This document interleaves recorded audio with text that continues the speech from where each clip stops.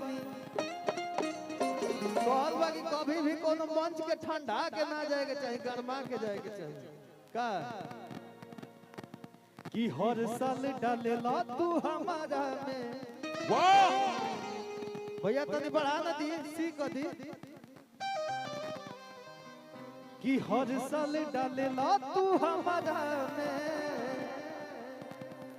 कि बाकी सो डालम हम तहरा में। कि निशाना लगौले चौहदिए के बनी।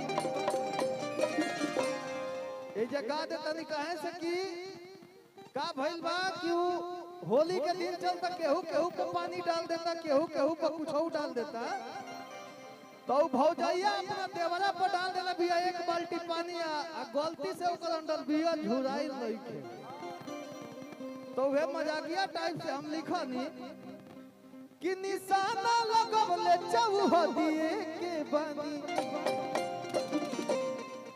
अरे चाहे डाला रंग भोगी चाहे डाला पानी, चाहे डाला रंग भोगी चाहे डाला पानी। कि सच कहत हनी बिना चढ़िए।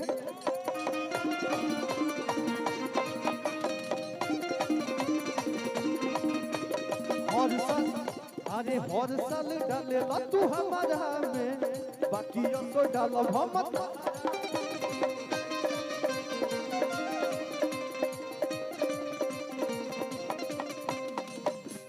अरे तो निशाना लगौले चौहदिए के बनी। तो चाहे डाला रंग भौजी चाहे डाला पानी, चाहे डाला रंग भौजी चाहे डाला पानी। कि सच कहतानी बिना चढ़िए के बनी।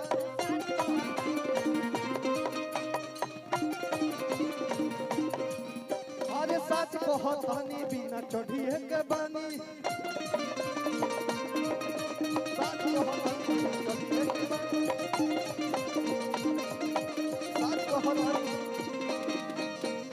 वो परिवार के दुल्हा दुल्हन के ढेर सारा शुभकामना। आप सबके सादर प्रणाम आशीर्वाद बनौले रही सबे।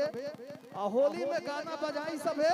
एक बाद भी तरह तरह के अलग अलग प्रकार के गाना आ रहा बड़ी सबके प्यार दी। नमस्ते।